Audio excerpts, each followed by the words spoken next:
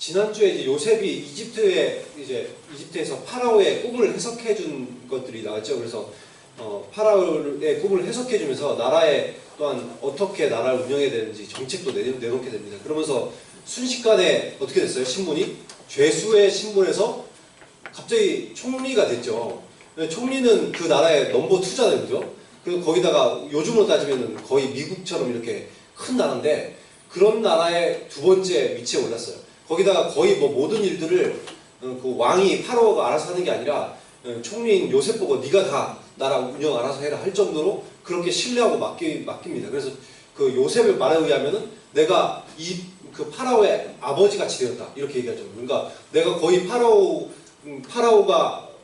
내가 하고자 하는 걸 건드리지 않고 내가 다 할 수 있다 그 말이죠. 그러니까 내가 얘기하는 대로 파라오가 전부 다 그렇게 하자고 정책을 반영할 정도로 그 정도 위치에 올랐다는 거예요. 그래서 이렇게 왕의 총애도 받고 제사장의 사위도 되고 하면서 완전히 최고의 권력자가 되었습니다. 거기다가 이제 해석대로 요셉이 이제 꿈을 해석해준 대로 어떤 일이 일어났어요. 이집트에 7년간 엄청난 풍년이 들었습니다. 이제까지 유래를 찾아볼 수 없을 정도로 큰 풍년이었던 것 같아요. 그래서 엄청나게 곡식들이 잘 자라고 그러니까 세급으로 어떻게 했죠? 5분의 1을 걷어들인 거예요. 그래서 곡식들의 5분의 1을 딱 걷어들여서 창고에다가 이제 저장하기 시작하는데 그 양이 어찌나 많았던지 다 뭐 셀 수 없을 정도로 많이 많아졌습니다. 그래서 처음에는 이제 몇 가마 샜겠죠. 그래서 세다가 나중에는 이제 해를 거듭할수록 점점 너무 많아져서 저장한 것을 아예 뭐 셀 수 없이 많이 들어왔다 이렇게 표현하고 있었어요. 그러니까 엄청난 부의 축적을 가져온 거죠. 거기다가 풍년 후에 7년의 흉년이 왔어요. 여러분 이렇게 어렵게 이렇게 흉년이 오고 그러면은 재물들 이렇게 양식들을 가지고 있는 사람들이 가장 큰 재물이 되잖아요, 그죠? 여러분 드라마나 뭐 영화나 이런 거 혹시 사극 혹시 안 보시나? 저 요즘 안 보나요? 중고등학생들 잘 안 보나? 사극 같은 거 보면은 이렇게 재물들을 모아놓은 사람들 있죠. 예를 들어서 뭐 역병이 돈다 그러면 그거에 해당되는 한약재를 미리 사재기해 갖고 딱 갖고 있다가 사람들 죽어나갈 때 싹 내놓으면 어떻게 돼요? 그럼 그게 막 10배, 막 20배 막 뛰잖아요. 그리고 쌀 같은 경우도 어떻게 되겠어요? 딱 모아놨다가 흉년 들 때 딱 풀면 그게 엄청나게 가치가 있겠죠. 옛날부터 고대부터 그런 장사를 해먹는 사람도 있었는데 사실상 요셉이 이거 파라오한테 이 장사법을 가르쳤어요. 파라오가 재물들을 모아놨다가 딱 갖고 있으니까 뭐 백성들은 잘 몰라요. 이걸 또 말해도 아마 제대로 듣지 않았을 겁니다. 아마 흉년이 온다고 뭐 그거 흉년이 설마 오겠어 이런 식으로 했겠죠. 근데 이 왕국에만 이집트 왕국에만 그 재물이 넘쳐나니까 어떻게 되겠어요? 사람들이 이제 그 양식을 얻기 위해서 처음에는 뭐 밭 가지고 오고 돈 가지고 이제 사서 먹다가 나중에 어떻게 돼요? 돈이 떨어지니까 이제 동물도 짐승 가지고 와가지고 짐승 내놓고 그 다음에 해는 또 어떻게 되겠어요? 그 다음에 해에는 먹을 게 없으니까 이제는 내가 완전히 이제 못 먹게 다 굶어 죽게 생겼습니다. 그러니까 내 밭이고 논이고 다 가져가세요. 그렇게 하면서 그 대신 제발 살려만 주세요. 이렇게 해갖고 양식 없고 그렇게 해가지고 모든 땅들이 어떻게 되는 거예요? 다 파라오 소유가 되는 거예요. 단지 제사장이나 뭐 신하 이런 사람들은 다 어때요? 자기가 국가의 녹을 먹고 있으니까 이 사람들의 뭐 밭논들은 안 넘어가겠지만 나머지 일반 사람들의 밭과 논 같은 건 다 이제 파라오 소유가 되는 거죠. 이렇게 되면서 이 이집트에서 파라오가 이제 나라가 이제 부국 강경한 나라가 되고 중앙 집권화가 이때 가져온 거예요. 그 이전에는 엄청난 그런 뭐 지방 호족 세력들이 얼마나 강하겠어요. 우리나라도 보면 삼국시대나 이럴 때 보면은 호족 세력들이 굉장히 강해가지고 왕권이 오히려 약할 때도 있고 그러거든요. 그래서 언제든지 나라를 뒤엎을 수 있는 그런 강력한 그런 왕권들을 가진. 여러분 백제가 멸망한 거 여러분 의자왕이 뭐 삼천국년을 거느려서 망한 게 아니에요. 사실은 호족 세력들이 제대로 도와줬으면 안 망했다는 말들이 있어요. 그러니까 왜냐면 지방 호족 세력들이 병사들 수천 명씩 가지고 있는 사람들이 제법 있거든요. 근데 그 사람들이 힘을 결집하면 충분히 이길 수 있는 전투였는데 그것이 제대로 이루어지지 않았다 이렇게 얘기하는 사람들도 있어요. 그러니까 그런 어떠한 문제들이 있을 수 있는데 이때도 근데 어떻게 되는 거예요? 요셉으로 말미암아서 이제 이집트가 엄청난 국가의 그런 부와 그런 강력한 그런 나라가 되는 거죠. 이렇게 하신 이유가 하나님께서 이제 이스라엘 백성들을 구원하시기 위해서 하시는 일들인데 아무튼 이제 이렇게 상황들이 이렇게 되니까 어떻게 되겠어요? 야곱의 가족들은 어떨 것 같아요? 이 인근의 중동 일대가 다 이런 일들이 일어나니까 야곱의 가족들도 이게 어려움을 겪는 거예요. 야곱의 가족들이 70명 정도가 되거든, 숫자가. 70명이고, 뭐, 종들도 수백 명 될 거고, 거기다가 가축들도 많이 가지고 있어요. 이 가나안 일대에서 굉장히 부유한 가정이 되었는데, 근데 야곱도 이제 이 어려움을 겪으니까 어떻게 하겠어요? 자기의 형들, 요셉의 형들을 보내는 거예요, 이제. 자기의 아들들을 보내면서 좀 이집트에는 재물이 넘쳐난다고 하는데, 양식이 넘쳐난다고 하는데 그거 좀 사와라. 이렇게 해서 재물들을 이제 손에 들려 보내가지고 이제 사오게 하는 거죠. 그래서 이제 42장 우리가 보지 않았지만 앞에 보면 이제 42장의 6절에 보면은 이런 말씀이 나오는데 요셉의 형들이 와서 그 앞에서 땅에 엎드려 절하며. 요셉의 형들이 요셉 앞에 와서 이제 땅에 엎드려서 절하는 거예요. 여러분 이게 언제 이런 장면이 있었어요? 예전에 꿈에서 있었어요, 그죠? 요셉의 꿈에서 형들이 다 절하는 그런 꿈들을 꿨는데 실제로 어떻게 된 거예요? 이게 22년 만에 이 예언이 이루어진 거예요. 하나님께서 말씀하신 것들이 이루어진 거예요. 하나님의 뜻은 반드시 이루어집니다. 그래서 그때 22년 전에는 꿈꾸는 자가 오는도다. 저기 꿈꾸는 자가 오는도다. 그러면서 그를 죽이고 그 꿈이 어떻게 되는지 우리가 한번 보자. 저 선지자 노릇하는 저놈, 저 자식이 예언한 대로 한번 이루어지자 보자. 이런 태도로 보였는데 실제로 어떻게 된 거예요? 22년 뒤에는 이 예언이 그대로 이루어지고 있는 것을 보게 되는 거죠. 아무리 사람이 방해하고 막으려고 해도 하나님께서 뜻을 세우시면 그건 반드시 이루어지는 거예요.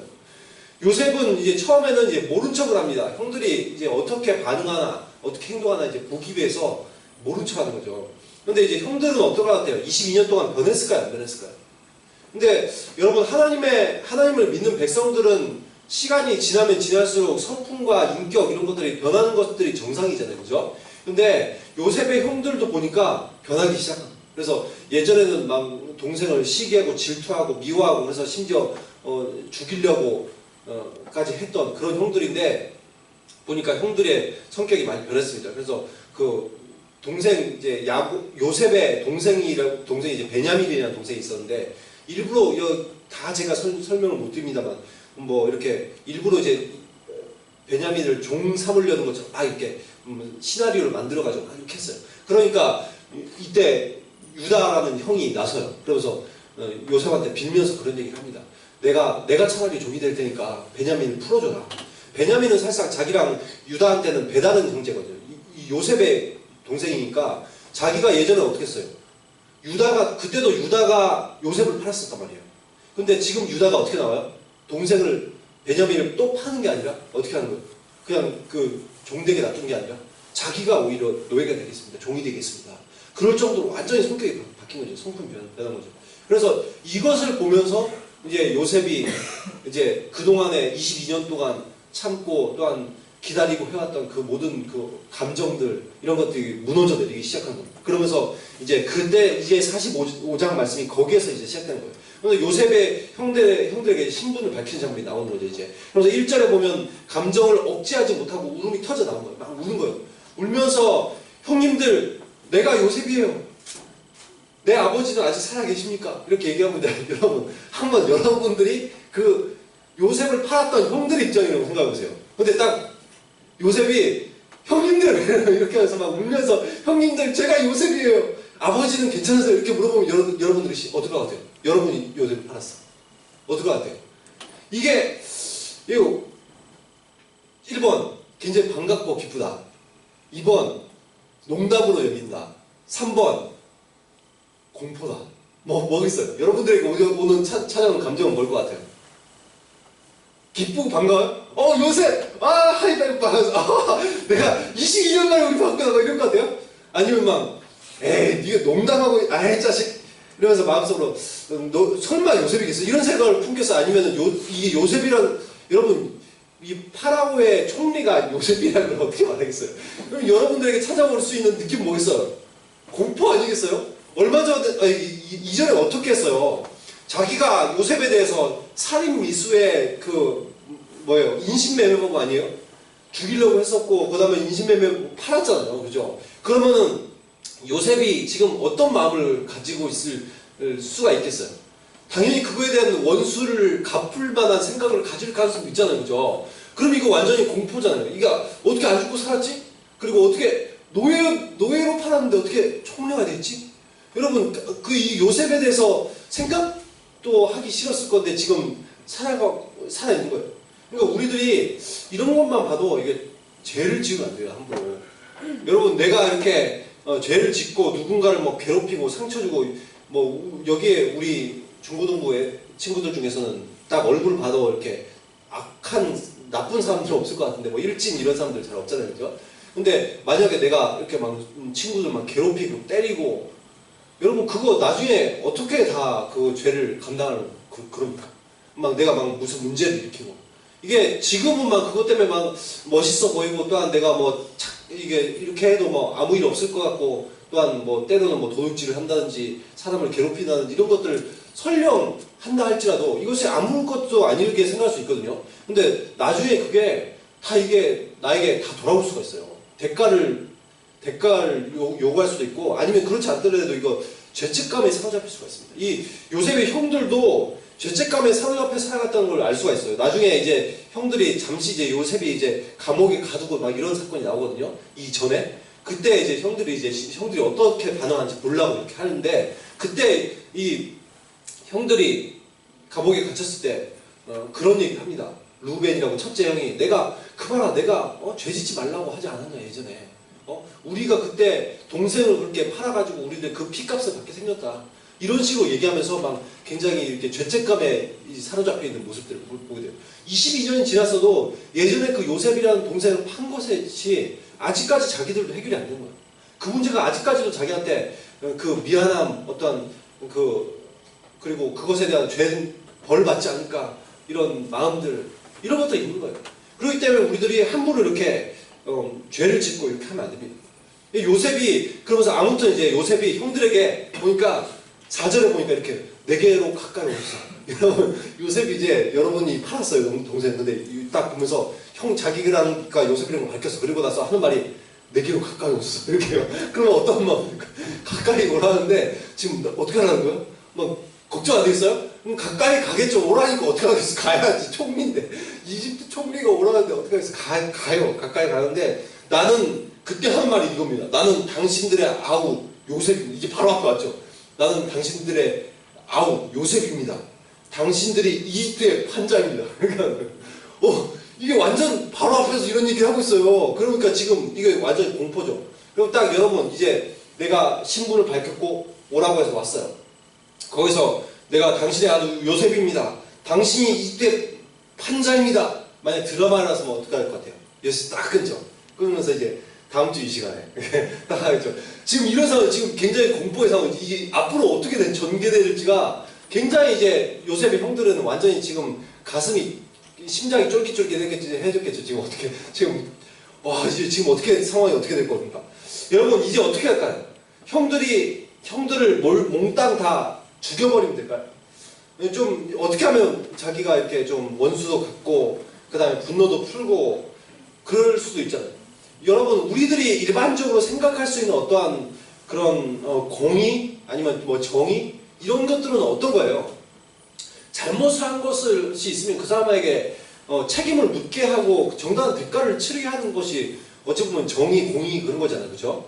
그럼 여러분 그 대통령이 최근에 이제 탄핵을 받았습니다. 왜 박근혜 대통령을 탄핵했어요?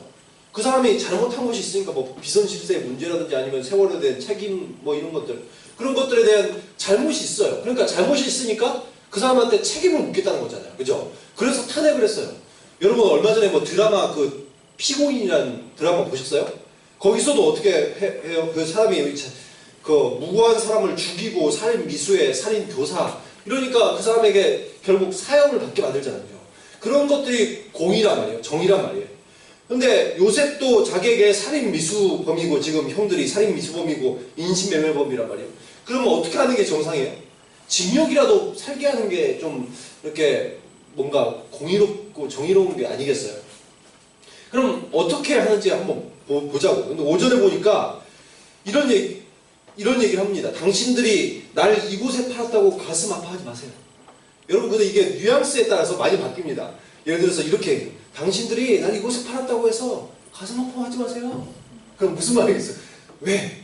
내가 이제부터 복수할 거니까 이렇게 하는 수가 있는 거죠. 근데 이렇게 뉘앙스는 이렇게 될 수 있지만 지금 요셉이 왜 당신들이 날 이곳에 팔았다고 가슴 아파하지 마세요. 근데 이런 말 왜 하는 것 같아요? 지금 복수할 거니까 괜찮다. 난 이제부터 복수를 시작할 거다. 이런 거예요? 그게 아니라 보니까 요셉이 이런 말을 합니다.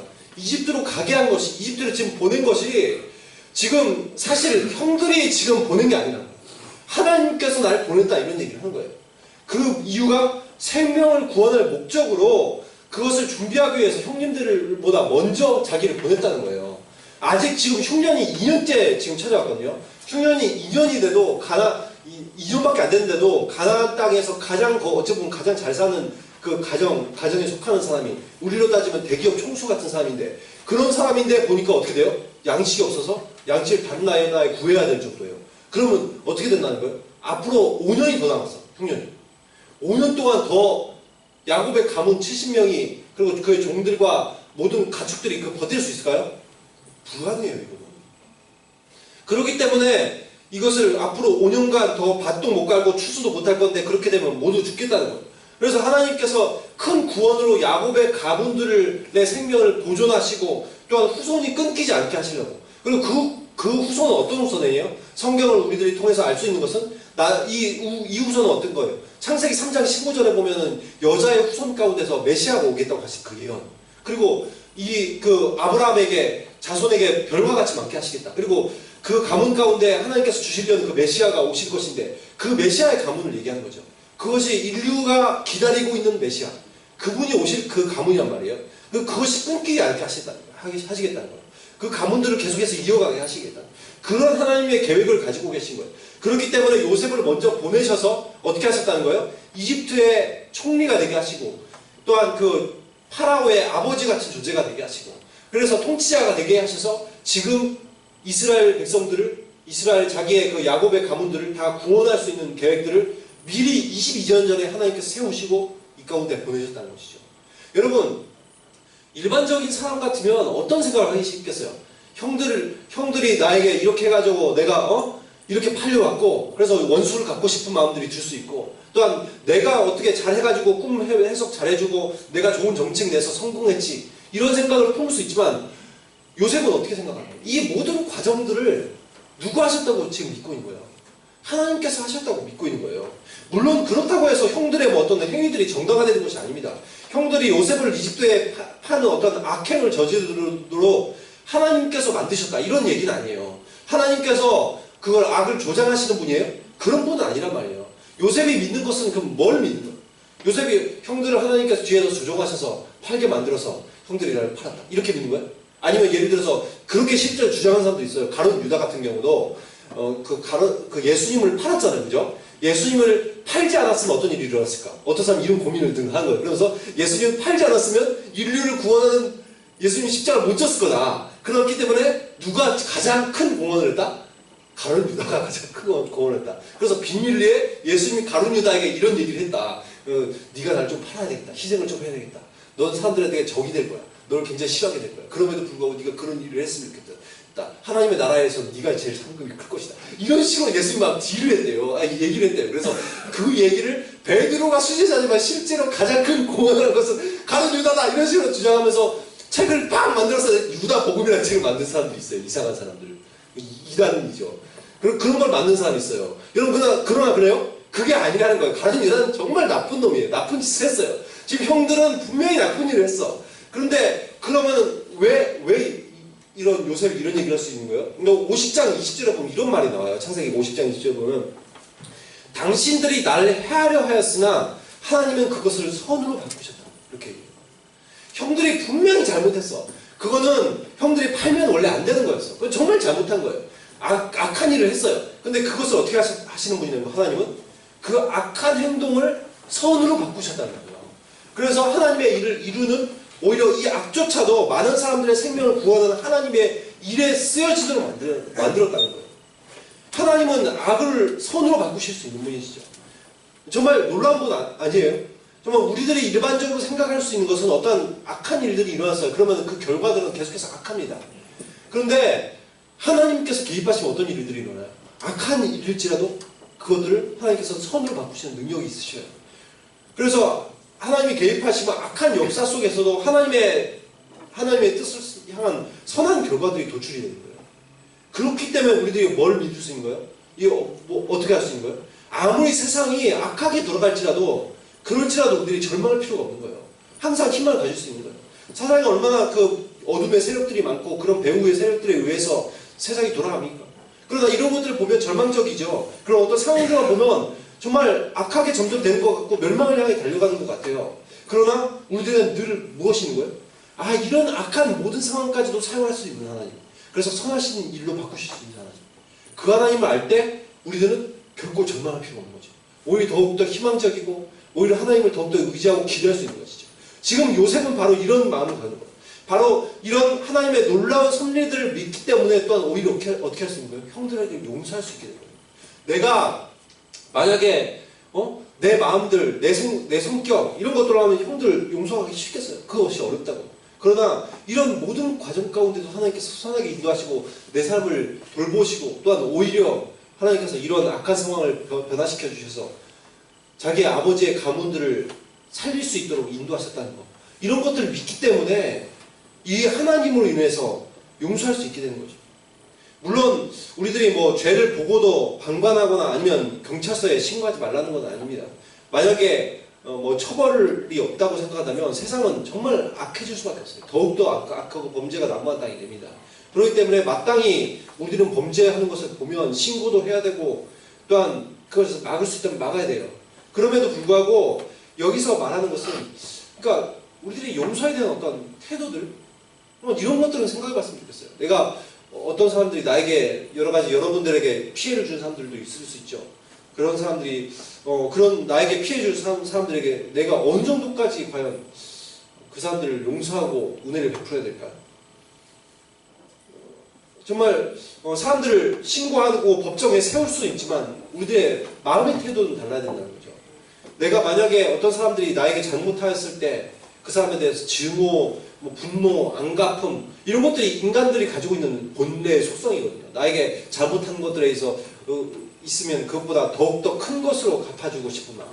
여러분 그 하나님의 말씀 가운데 이제 계명 가운데 그런 거 눈에는 눈, 이에는 이라는 것이 있잖아요, 그죠? 그것들이 이제 요즘 뭐 사회에서는 다 그것이 심지어 뭐 예수님 믿지 않는 사람도 눈에는 눈, 이에는 이라는 말을 쓰고 그러는데 뭐 그런 말을 왜 하나님이 눈에는 눈, 이에는 이라고 하겠어요? 예전에도 설교한 적이 있는 것 같은데 하나님께서 최대한을 정해주신 거예요. 눈을 뽑았으면 눈까지만 하라는 거예요. 그 사람이 만약에 이를 하나 뽑게 부서뜨렸으면 이 하나를 부수는 정도까지만 하라는 거예요. 더 이상 하지 말라는 거예요. 뭘 하지 말라는 거예요? 그 사람을 죽이거나 더욱더 심한 나쁜 일을 하지 말라는 거예요. 그래서 법칙의 최대치를 딱 그 정도까지만 정해주시는 거지 실제로 누가 눈 뽑았다고 해서 네가 눈 뽑았으니까 너도 눈 뽑자 이런 식으로 나오라는 태도는 그런 건 아니에요. 그렇게 하라는 게 아니라 너에게 저 사람에 대한 합당한 벌칙은 너에게 피해를 준 그까지만 해라. 그 말로 하나님께서 주신 거거든요. 근데 하나님께서 원하시는 것은 뭐겠어요? 하나님께서 원하시는 마음 실제로 그대로 행하기를 원하신 거예요? 아니에요. 하나님께서 원하시는 마음은 예수님께서 그래서 다른 그런 어떠한 그런 잘못한 것이나 그런 것에 대한 새로운 계명들을 새로운 말씀들을 주시죠. 어떻게 말해요? 나에게 원수에게 어떻게 하는 거예요? 누가 예를 들어서 날 오른뺨을 때리면 왼뺨도 돌려대고 또한 원수를 사랑하고 이런 것들이 예수님께서 가르쳐 주신 원칙이죠. 나에게 뭐 눈을 상하게 했다. 날 눈을 신명하게 만들었다. 내가 그 사람의 눈을 신명하게 만드는 것이 아니라 내가 비록 너무나 억울하고 화나고 내 인생 계속해서 눈 한 게 없는 상태로 살아가야 되지만 그래도 그 사람을 용서할 수 있는 마음을 품기를 원하는 게 하나님의 마음이라는 거예요. 물론 우리들이 그것을 잘못한 것은 신고할 수 있고 경찰서에 넘겨야 돼요. 그러나 그럼에도 불구하고 우리들의 마음가짐을 말하는 거예요. 내가 그 사람을 용서할 수 있는 마음이 있어야 된다는 거예요. 안타까워하고 긍휼히 여기고 생명을 존중하고 영혼에 대한 마음 하나님의 성품으로 그들을 과연 대할 수 있는가? 이것이 사실 여러분 원수를 어떻게 용서하고 사랑하는 것 이것까지 나가라는 예수 그리스도의 말씀을 그대로 실천하는 것이 사실상 알죠? 쉬운 것이 아니에요. 정말 어려운 일입니다.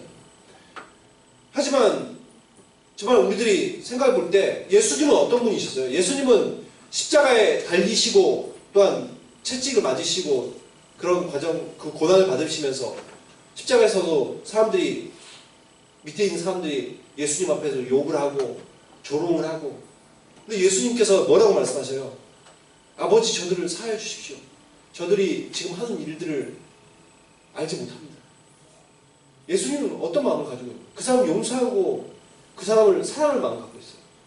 십자가상에서도 자기를, 예수님 저주하는 사람들을 향해서 하나님, 저들을 용서해 주십시오. 근데 이런 십자가에서 단지 못 받고 비난했던 그런 사람들에게만 향한 것이 아니라 예수님이 그것보다 더욱더 놀라운 일을 하시죠. 무엇을 하셨어요? 하나님 앞에 범죄하였던 우리들, 정말 우리들이 그 십자가에 달려 죽어야 되는 그런 자들이지만 우리들에게 어떻게 하신 거예요? 그럼에도 불구하고 사랑을 베푸셔서 예수님이 대신 십자가에 달려 죽으시죠. 오히려 한 걸음 더 나아가서 단지 용서할 뿐만 아니라 그분께서는 우리를 위해서 대신 죽으셨어요. 그런 예수님의 사랑을 우리들이 알 것인데 우리들에게 어떻게 하기를 원하시는 거예요? 예수님을 닮아서 우리들도 그런 사랑의 마음을 갖기를 원하시는 거예요. 이런 예수님을 생각할 때 우리들이 예수 그리스도로 인해서 나에게 피해준 사람들, 그것이 가족일 수도 있고 친구들일 수도 있고 또 학교 선생님들이나 누구 주변에 다른 사람들일 수도 있죠. 그런 사람들 사회일 수도 있고 누군가를 향한 어떤 미움과 분노의 마음들, 이런 것들이 용서에 대한 마음, 사랑의 마음으로 변할 수 있는 거예요. 용서가 만약에 여러분 우리 자신에게 근거한다면 우리들은 그 사람들을 완전히 용서하고 사랑할 수 없습니다. 내 자신의 성품에 근거한다면 절대 그럴 수 없어요. 그런데 이것이 예수 그리스도에 근거한다면 우리들은 내가 내 어떤 성격들, 내가 가진 마음들을 뛰어넘어서 그 사람들을 진정 사랑하고 용서할 수 있는 거예요.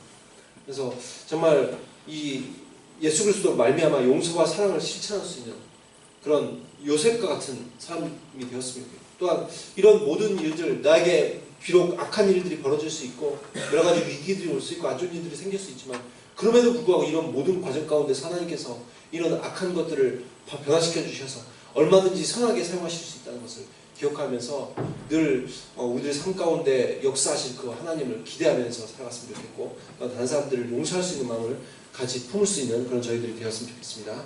함께 기도하였으면 좋겠습니다.